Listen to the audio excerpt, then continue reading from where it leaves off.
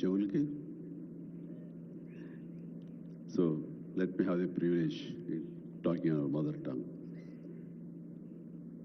ఇక్కడ మీ అందరికీ అనిపించవచ్చు, ఇక్కడ ఉన్నటువంటి ఆహ్వానితుల్లో చీఫ్ గెస్ట్ ఒక్కొక్కళ్ళు ఒక్కొక్క రంగానికి సంబంధించిన వాళ్ళు, ఫైనాన్స్ రంగానికి సంబంధించిన వాళ్ళు, అలాగే మాజీ గవర్నర్ ఆర్బీఐ సుబ్బారావు గారు, అలాగే ఇతర ఫైనాన్స్ వ్యక్తులు, అలాగే ఆటోమొబైల్ దిగ్గజం మహేందర్ గారు, ఇంతమంది ఉండగా వీళ్ళల్లో చిరంజీవి ఏమిటి సినిమా వాడు అనే భావం మీకు ఉండొచ్చు. మీకు కదా, నాకే ఉంది అది.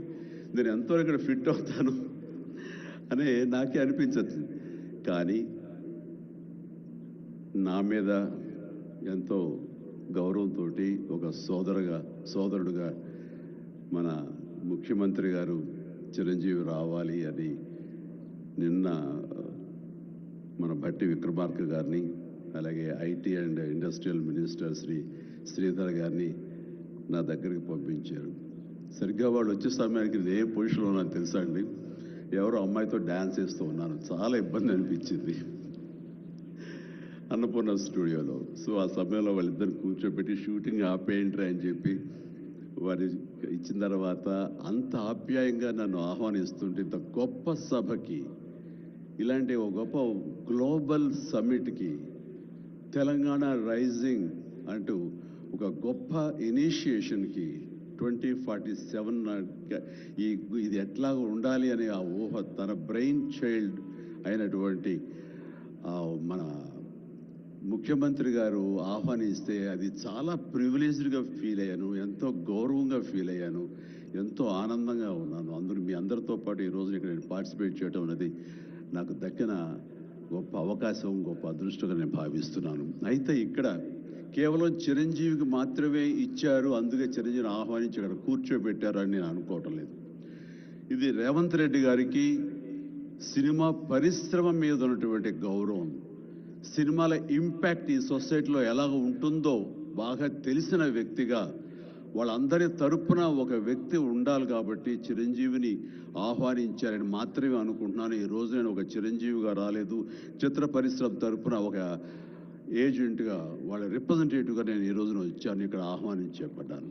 కాబట్టి దానికి ప్రత్యేకించి పరిశ్రమ తరపున శ్రీ రేవంత్ రెడ్డి గారికి మనస్ఫూర్తిగా నా హృదయపూర్వక ధన్యవాదాలు తెలియజేస్తున్నాను. సార్, మీకు గుర్తుంటే మీరు ప్రభుత్వం ఏర్పాటు చేసిన కొత్తల్లో మొదటి వారంలోనే ఎప్పుడో నేను మిమ్మల్ని అభినందించడానికి నేను వచ్చినప్పుడు మీరు నాతో అన్న మొట్టమొదటి మాట, ఈ హైదరాబాద్ని ఫిలిం హబ్గా చేయాలి. అదేదో ఒక తెలుగు ఇండస్ట్రీ వరకో, లేకపోతే సౌత్ ఇండియన్ ఫిలిం ఇండస్ట్రీ వరకో, లేకపోతే భారతీయ వరకో కాదు, గ్లోబల్. మనకి ఏమి తక్కువ అని, ఇక్కడ ఏ వనరులు తక్కువ అని చెప్పేసి, ఏ ఎంకరేజ్మెంట్ తక్కువ అని చెప్పేసి మనం ఎందుకు చేయలేకపోతున్నాం? ఎందుకు కొన్ని తెలుగు ఫిలిమ్స్ ఒక లాంగ్వేజ్కే మనం కన్ఫైన్డ్ అయ్యాం? కాబట్టి నా ఉద్దేశంలో ఇది గ్లోబల్గా అన్ని రకాల ఇండస్ట్రీస్, ఇతర లాంగ్వేజ్ నుంచి సినిమా వాళ్ళు ఇక్కడ రావాలి, ఇక్కడ షూటింగ్ చేసుకోవాలి, అది నా ధ్యేయం అని అన్నప్పుడు చాలా ధైర్యంగా మాట్లాడుతారు. అది నిజం కుదురుతుందా? ఎక్కడి నుంచో ఇతర దేశాల నుంచి వచ్చి ఇక్కడ షూటింగ్ చేయటం అన్నది, నేను టూరిజం మినిస్టర్గా ఉన్నప్పుడు ఫిలిం టూరిజంగా ఇక్కడ ఎంతోమంది ఆహ్వానించడానికి ఎంతో శ్రమ పడ్డాం, ఎంతో కష్టించాం. కానీ ఇక్కడ ఉన్నటువంటి అట్మాస్ఫియర్ కానీ ఎంకరేజ్మెంట్ కానీ ఆయా గవర్నమెంట్లు అంత లేకుండా ఉండటంతో అది అంత పూర్తిగా సఫలీకృతం కాలేకపోయాం. ఆ ఉద్దేశంతో నేను ఎంతో కొంచెం స్కెప్టికల్గానే ఉన్నాను. ఎంతవరకు కుదురుతుంది, ఈయన డ్రీమ్ సక్సెస్ చేయగలరా అని అనుకుంటూ, మీరు ఏమైనా చేయండి, మీ గైడెన్స్ ఇవ్వండి, మీరు ఏం చెప్తే దాన్ని ఫాలో అవడానికి మేమందరం రెడీగా ఉన్నామని ఒక మాట ఇచ్చి మాత్రం అన్నాను. కానీ విత్ ఇన్ నో టైం ఇంత పెద్ద ఎత్తున ఈయన అన్ని రకాల సెక్టార్స్ వాళ్ళని ఇన్వైట్ చేసి గ్లోబల్గా అందరినీ వెల్కమ్ చేసి ఈ రోజున అందులో ఒక పార్ట్గా సినిమాలను కూడా ఆయన వెల్కమ్ చేస్తున్నారంటే కనుక అది హ్యాట్స్ ఆఫ్. అది ఆయన ఒక్కరి వల్లే అయ్యింది. అన్నట్టుగా కాకుండా అన్నది సాధ్యం చేసేలాగా ప్రాక్టికల్గా ఈ రోజు మనందరం చూస్తున్నాము. ఇది చాలు, డెఫినెట్గా ఆయన అనుకున్నది సాధిస్తారనే ప్రగాఢమైన నమ్మకం నాకు ఏర్పడింది. ఎందుకంటే ఆయన అన్నది హైదరాబాద్ అనేది సెంట్రల్ లొకేటెడ్ మన కంట్రీలో. ఏ ఇతర ఇంపార్టెంట్ సిటీస్కి వెళ్ళాలని సరే 1 అవర్ డిస్టెన్స్లోనే ఉంది. మేబీ ఢిల్లీ ఇంకొక 1 అవర్ పడుతుందేమో తప్ప. అండ్ ఇక్కడ లేని లొకేషన్స్ ఎక్కడ లేవు, ఎక్కడ లేకుండా పోలేదు. మనకు మంచు కొండలు ఉన్నాయి, థార్ డెజర్ట్స్ ఉన్నాయి, అడవులు ఉన్నాయి, వర్షాలు పడేవి ఉన్నాయి, లాంగెస్ట్ బీచ్లు మనకు ఉన్నాయి. ఏమి తక్కువ, ఏ లొకేషన్స్ తక్కువ, ఏ వనరులు తక్కువ. ఇక్కడ పని చేయడానికి వాళ్ళకి స్కిల్ డెవలప్మెంట్ చేయగలిగితే కనుక పని చేయడానికి ఎంతోమంది ముందుకు వచ్చి సినిమా పరిశ్రమ ద్వారా ఉపయోగపడి వాళ్ళ కుటుంబాలకు వాళ్ళు ఉపయోగించుకుంటారు. ఇది ఆ పొటెన్షియల్ పూర్తిగా ట్యాప్ చేయలేదన్న మాట వాస్తవం. వారు అది నేను అంగీకరిస్తూ మా సలహాల కోసంగా ఆయన కొన్ని సెమినార్లు ఫ్యూచర్లో నడిపిస్తామన్నారు. ఇప్పుడు కూడా అలాంటి చిన్న సెమినార్లు మా పెద్దల మధ్య, సినిమా పెద్దల మధ్య జరిగింది. అయితే ఇది కాంప్రహెన్సివ్గా కన్సాలిడేట్గా జరిగేలాగా విత్ ఇన్ షార్ట్ టైం మేము అందరూ కూడా ముందుకు వస్తాము. ఇక్కడ ప్రపంచానికే ఇది అద్భుతమైనటువంటి సినిమా హబ్గా హైదరాబాద్ని చేయటంలో మేమందరం ముందుంటాము. అండ్ ఈ రోజున చూస్తే కనుక బాలీవుడ్ నుంచి సల్మాన్ ఖాన్, అజయ్ దేవ్గన్లు వచ్చి ఇక్కడ మేము స్మార్ట్ డిజిటల్గా కానీ అడ్వాన్స్డ్ ఫ్యూచరిస్టిక్ స్టూడియోస్ మేము ఇక్కడ పెడతామని అంటాం అన్నది ఇది శుభారంభం. ఇదే ఇన్స్పిరేషన్గా నేను కానీ, నాగార్జున కానీ, వెంకటేష్ కానీ, ఇతర హీరోలు కానీ, ఇతర ప్రొడ్యూసర్స్, నిర్మాతలు ఎంతోమంది ఈరోజు నీకు ఉన్నారు ఈ సభ్యుకుల్లో. వాళ్ళందరూ కూడా ముందుకొచ్చి చేయాలన్న ఒక కుతూహలం కానివ్వండి, అది పూర్తిగా ఛార్జ్ అయి ఉన్నారంటే ఎలాంటి అతిశయోక్తి లేదు. అండ్ ఈ రోజున ప్రపంచపరంగా చూస్తే సినిమా ప్రభావం ఎంత ఉంటుంది, ఈ సాఫ్ట్ పవర్ ఎంత ఉంటుందన్నది నేషనల్ వైడ్గా కూడా కేంద్ర ప్రభుత్వం కూడా వేవ్స్ అనేది ఒకటి ప్రారంభించి అందులో మమ్మల్ని అందరూ కూడా పార్ట్ చేశారు. అంటే ఎకనామికల్గా అది ఎంత పవర్ ఇస్తుంది, మన కంట్రీ జీడిపికి ఎంత కంట్రిబ్యూట్ చేస్తుందో అనడానికి బాగా వాళ్ళందరికీ తెలిసిన వాళ్ళు కాబట్టి సినిమా మీద అంత దృష్టి పెట్టారు. సినిమాని కేవలం పేరు తీసుకురావడమే కాకుండా ఎంతో కంట్రిబ్యూట్ చేస్తుంది, ఎంతోమందికి ఎంప్లాయ్మెంట్ జనరేట్ చేస్తుంది, ఎంతోమందికి ఉపాధి కల్పిస్తుంది. అంటే ఉదాహరణకి కొరియా తీసుకుంటే కనుక కొరియాలో బిగినింగ్ ఇనీషియల్గా వాళ్ళందరూ యూత్ అనేవాళ్ళు ఈవినింగ్ అయ్యేసరికి చాలా పక్కదారులు పడుతున్నారు, కొన్ని వ్యసనాలకి లోనవుతున్నారు. ఆ రకంగా యూత్ నిర్వీర్యమైపోతుంది. ఏం చేయాలంటాం వాళ్ళందరూ కలిపి వీళ్ళని ఎంటర్టైన్మెంట్ వైపు కనుక మనం డైవర్ట్ చేయగలిగితే, be it is music, be it is singing or films, ఇంకోటి ఇవన్నీ ఎంటర్టైన్మెంట్గా చేయగలిగితే కనుక వాళ్ళు ఆక్యుపై అయి ఉంటారు. తద్వారా వాళ్ళు ప్రోగ్రామ్స్ ఇవ్వగలుగుతుంటారు.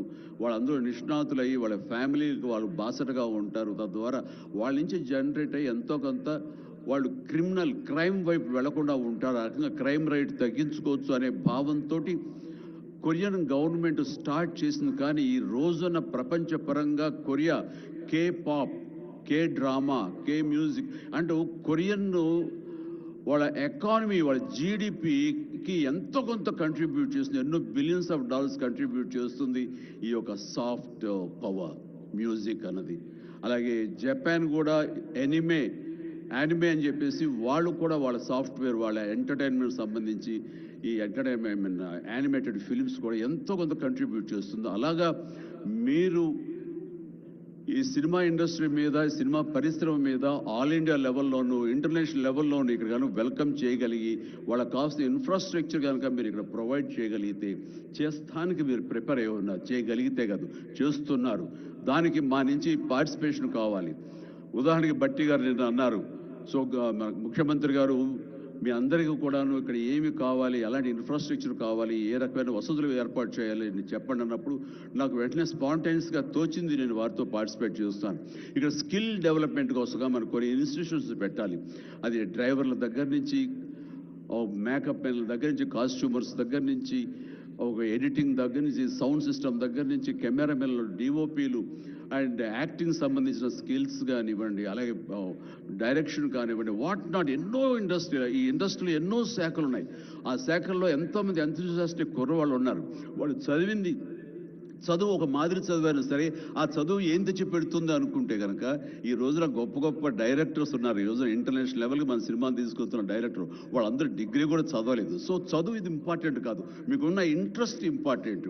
ఆ ఇచ్చేటువంటి గవర్నమెంట్ ఆఫ్ తెలంగాణ ఈ రోజున మనకి ఇస్తున్న ఈ అవకాశాలను సద్వినియోగపరుచుకుని మీరందరూ కనుక రాగలిగి ముందుకు వచ్చి ఈ యొక్క ఇన్ఫ్రాస్ట్రక్చర్ సంబంధించి వీళ్ళు ఇచ్చిన ఫెసిలిటీస్ని వినియోగించుకుంటూ స్కిల్ డెవలప్మెంట్ ముందు చేసుకోగలిగితే కనుక మీరు ఎక్కడికి వెళ్ళినా సరే వాళ్ళు ఎంతోమంది వెబ్ సిరీస్ తీస్తున్నారు, అలాగే టీవీ సీరియల్స్ తీస్తున్నారు, సినిమాలు తీస్తున్నారు, పెద్ద సినిమాలు తీస్తున్నారు, చిన్నవి తీస్తున్నారు.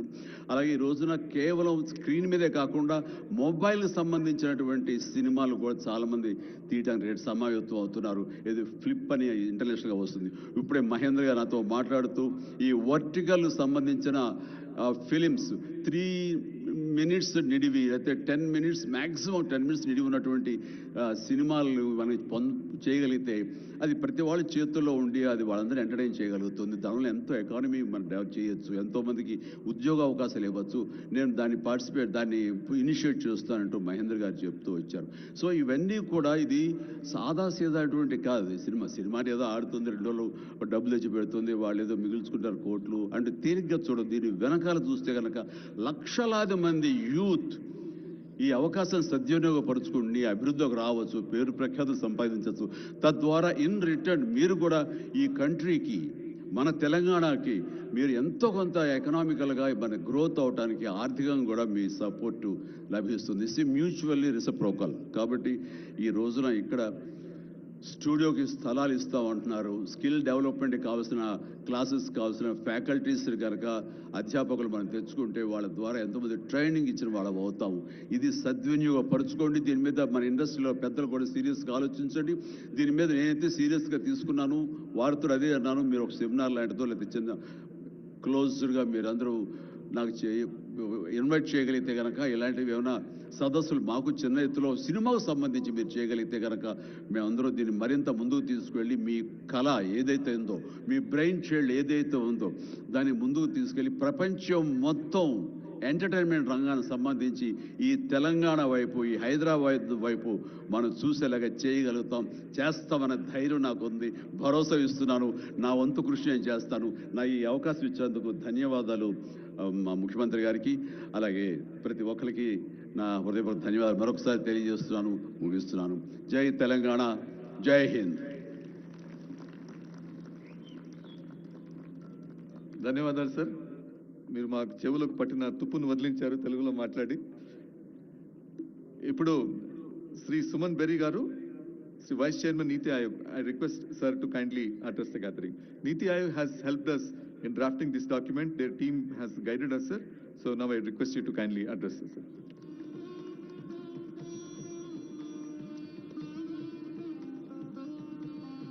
Thank you, Chief Secretary. Honorable Chief Minister, Deputy Chief Minister. First, it's not easy to follow perhaps the most charismatic actor in India, but I'll do my best. Sir, you are a member of my governing council, and the fact that you have requested me to be present here is a deep honor for me. It is also a reality that I had the privilege of calling on you and the Deputy Chief Minister soon after you took over, and I can see that you've been busy in the intervening time. So with your permission, I'll first look back in order to look forward. Look back to the year of 2006, which is just about a quarter of a century ago, which